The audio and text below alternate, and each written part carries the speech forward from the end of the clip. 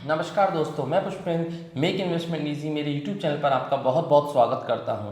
आज जो हम पर्सनल फाइनेंस की बात करेंगे वो काफ़ी इंपॉर्टेंट होने वाली है, तो वीडियो को पूरा देखिएगा, स्किप मत कीजिएगा क्योंकि इससे आपका ही कहीं ना कहीं बेनिफिट होने वाला है। मैं ये वीडियो सिर्फ आपके लिए इसलिए बनाता हूँ जिससे आपको पर्सनल फाइनेंस के बारे में नॉलेज हो सके, और पर्सनल फाइनेंस के बारे में एजुकेट करना मेरा मोटिव है और मैं चाहता हूँ कि पूरे इंडिया फाइनेंशियली एजुकेट हो पाए। अब सीधे चलते हैं आज के टॉपिक पर, और वो है सिक्योर और अनसिक्योर लोन्स। हम में से बहुत सारे लोग ऐसे होंगे जिन्हें कहीं ना कहीं किसी न किसी पॉइंट ऑफ टाइम पर लोन की ज़रूरत पड़ी होगी, चाहे वो छोटे लोन हो, क्रेडिट कार्ड हो, पर्सनल लोन हो, और या फिर चाहे वो बड़े लोन हो, होम लोन हो, कार लोन हो, एक्सेट्रा। क्या आपने कभी सोचा है कि कुछ लोन्स में गारंटर की ज़रूरत पड़ती है और कुछ लोन्स में गारंटर की ज़रूरत नहीं पड़ती है? कुछ लोन्स में कोलेट्रल की ज़रूरत पड़ती है और कुछ लोन्स में कोलेट्रल की ज़रूरत नहीं पड़ती है। कोलेट्रल का मतलब ये है कि हम कोई भी चीज़ अगर गिरवी रखते हैं लोन की जगह पे तो उसे कोलेट्रल कहते हैं। वो चाहे गोल्ड हो सकता है, वो चाहे प्रॉपर्टी हो सकती है, वो चाहे आपकी एफडी हो सकती है, वो चाहे आपकी इंश्योरेंस पॉलिसी हो सकती है। इससे हमें पता चलता है कि बैंक और फाइनेंशियल इंस्टीट्यूशन दो तरह के लोन देते हैं। इन लोनों को हम सिक्योर्ड और अनसिक्योर्ड लोन कहते हैं। अब हम समझेंगे कि सिक्योर्ड लोन क्या होता है और अनसिक्योर्ड लोन क्या होता है। आइए चलिए चलते हैं और हम समझते हैं कि सिक्योर्ड लोन को बैंक या फिर कोई भी financial institution, NBFC, non banking financial institution किस प्रकार से डिफाइन करते हैं। जैसा कि नाम से पता चलता है कि सिक्योर लोन काफ़ी लो रिस्क होते हैं लेंडर्स के लिए, क्योंकि यहाँ पर कुछ ना कुछ सिक्योरिटी ली जाती है और यहाँ पर बैंक और फाइनेंशियल इंस्टीट्यूशन बोरोवर के कुछ वैल्यूएबल एसेट्स को गिरवी रखते हैं और उसके बिहाफ पर लोन प्रोवाइड करते हैं। इसका मतलब ये है कि बोरोवर अगर कभी डिफ़ॉल्ट करता है या फिर ईएमआई को भरने से मना करता है, कोई भी रीज़न हो किसी भी तरह का, अगर ईएमआई टाइम पे नहीं आ रही है और वो काफ़ी टाइम हो गया है, तो इसमें बैंक और फाइनेंशियल इंस्टीट्यूशन के पास एक सिक्योरिटी होती है जिसको सेल कर या फिर सेट करके बैंक या फिर फाइनेंशियल इंस्टीट्यूशन अपना अमाउंट क्लेम कर सकते हैं। अगर किसी भी रूप में बोरोवर अपना पैसा नहीं भर पाता है या फिर ईएमआई पे नहीं कर पाता है या फिर किसी भी तरह का डिफॉल्ट कर देता है, तो लेंडर के पास यहाँ पर सिक्योरिटी के रूप में कोलेट्रल होती है। वो उसे सेल करके या फिर रिपोज करके अपने अमाउंट को क्लेम कर सकते हैं। यही एक बहुत बड़ा कारण है कि इस टाइप के लोन में एक बहुत ही स्मूथ टर्म देखने को मिलता है, और इस टाइप के लोन बहुत कम चांसेस हैं कि NPA means non performing asset. अगर आपको नॉन परफॉर्मिंग असेट नहीं पता है तो मैंने उसके बारे में एक वीडियो बना रखा है, आप आराम से देख सकते हैं। यही एक बड़ा कारण है कि इन लोन्स में रीपेमेंट टर्म काफ़ी स्मूथ होते हैं कंपेयर टू अनसिक्योर्ड लोन्स के। आइए चलिए अब समझते हैं हम कि अनसिक्योर्ड लोन्स क्या होते हैं और ये कैसे वर्क करते हैं। अनसिक्योर्ड लोन काफ़ी रिस्की होते हैं लेंडर्स के लिए, क्योंकि यहाँ पर कोई भी कोलेट्रल प्रोवाइड नहीं किया जाता बोरोवर के द्वारा। तो इसका मतलब ये है कि अगर बोरोवर किसी भी तरह से डिफॉल्ट करता है या फिर किसी भी तरह से ईएमआई पे नहीं करता है, तो यहाँ पर ये लोन बैड लोन्स में मीन्स नॉन परफॉर्मिंग असेट में एनपीए में कन्वर्ट हो जाते हैं और ये पैसा किसी भी सूरत में बैंक के पास नहीं आता है। इस तरह के लोन्स बैंक और फाइनेंशियल इंस्टीट्यूशन बोरोवर की रिपेमेंट कैपेसिटी को देखकर दिए जाते हैं।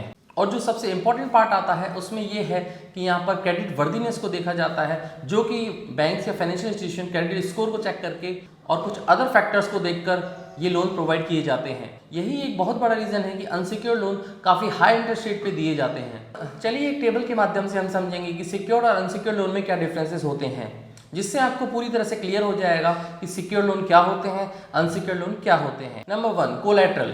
सिक्योर्ड लोन्स में कोलेट्रल होती है असेट लाइक प्रॉपर्टी, ज्वेलरी या फिर किसी भी तरह का इंश्योरेंस या फिर आपकी एलआईसी पॉलिसीज एक्सेट्रा। और अनसिक्योर्ड लोन में किसी भी तरह का कोलेट्रल नहीं प्रोवाइड किया जाता है। सिक्योर्ड लोन काफ़ी सिक्योर्ड होते हैं, इसलिए इनका इंटरेस्ट रेट भी काफ़ी कम होता है, जबकि अनसिक्योर्ड लोन में किसी भी तरह की कोलेट्रल नहीं होती है तो इनका इंटरेस्ट रेट काफ़ी हाई हो जाता है। सिक्योर्ड लोन में लोन साइज काफ़ी बड़ा हो सकता है, जबकि अनसिक्योर्ड लोन में टिपिकली लोन साइज काफ़ी छोटा होता है या फिर रिपेमेंट कैपेबिलिटी या फिर उसकी बोरोवर की सैलरी या फिर बोरोवर की इनकम पर डिपेंड करता है। सिक्योर्ड लोन में जो रीपेमेंट पीरियड होता है वो 15 से 30 साल के लिए होता है, जबकि अनसिक्योर्ड लोन में रीपेमेंट टेन्योर कुछ मंथ से लेकर 7 ईयर तक हो सकता है। सिक्योर्ड लोन में यहाँ पर कोलेट्रल इंक्लूड होती है, तो कोलेट्रल की जांच करने के लिए थोड़ा टाइम लग जाता है, जबकि अनसिक्योर्ड लोन में ज़्यादा टाइम नहीं लगता है, 24 से 48 घंटे के अंदर ही आपको लोन प्रोवाइड कर दिया जाता है। सिक्योर्ड लोन में रिस्क ऑफ लॉस होता है कोलेट्रल का, और जबकि अनसिक्योर्ड लोन में किसी भी तरह की कोलेट्रल का रिस्क नहीं होता है। सिक्योर्ड लोन के एग्जाम्पल हम ले सकते हैं home loan, car loan etcetera, जबकि अनसिक्योर्ड लोन के हम एग्जांपल ले सकते हैं पर्सनल लोन, क्रेडिट कार्ड या फिर कंज्यूमर लोन एक्सेट्रा। मैं आपको ये बता देता हूँ कि लोन लेना कोई बुरी बात नहीं होती है। अगर लोन लेके हम कोई असेट क्रिएट कर रहे हैं तो ये अच्छी बात है, लोन लेके अगर हम कोई प्लॉट लेते हैं, ज़मीन लेते हैं, तो ये एक अच्छी बात मानी जाती है इन द लॉन्ग रन, क्योंकि आपकी ईएमआई धीरे धीरे इन्फ्लेशन के साथ कम होती चली जाएगी और आपका असेट की वैल्यू हमेशा एप्रिशिएट होती चली जाएगी। जबकि अनसिक्योर्ड लोन लेना काफ़ी खतरनाक हो सकता है, क्योंकि ये आपको काफ़ी हाई इंटरेस्ट रेट पर मिलते हैं और हो सकता है at the point of time आप कभी ना कभी ईएमआई मिस करें। जब भी आप ईएमआई मिस करते हैं तो आपका क्रेडिट स्कोर नीचे जाता है। क्रेडिट स्कोर नीचे जाने का मतलब है कि आपकी फाइनेंशियल हेल्थ बिगड़ रही है, और क्रेडिट स्कोर के बारे में मैं डिटेल से एक वीडियो बना दूंगा जिससे कि आप समझ पाएं कि क्रेडिट स्कोर क्या होता है, क्रेडिट स्कोर को कैसे बढ़ाया जाता है, क्रेडिट स्कोर किस प्रकार से वर्क करता है। कभी भी हमें पर्सनल लोन जब लेना चाहिए जब हमें बहुत ज़्यादा एक्सट्रीम इमरजेंसी हो, मींस बहुत ज़्यादा इमरजेंसी हो, क्योंकि पर्सनल लोन काफ़ी हाई इंटरेस्ट रेट पे मिलते हैं। सिक्योर लोन आप कभी भी ले सकते हैं। सिक्योर लोन में आप अगर आपको पर्सनल लोन लेने की नौबत आती है तो सबसे पहले गोल्ड लोन लीजिए, जिससे कि आपका असेट वहाँ पर गिरवी रहेगा और आपको कम इंटरेस्ट रेट पर लोन मिल जाएगा और आपका काम भी हो जाएगा।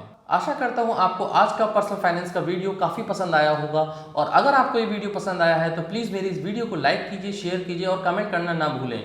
अगर आप यहाँ तक आ ही गए हैं तो इसी प्रकार की पर्सनल फाइनेंस से रिलेटेड जानकारी आगे इन द फ्यूचर में पाने के लिए मेरे चैनल को सब्सक्राइब कीजिए और मेरे चैनल पर बने रहिए, और इसी प्रकार के वीडियो मैं आगे लाता रहूँगा और अपने इंडिया की जनता को एजुकेट करता रहूँगा। Stay tuned, this is Pushpen signing off. जय हिंद।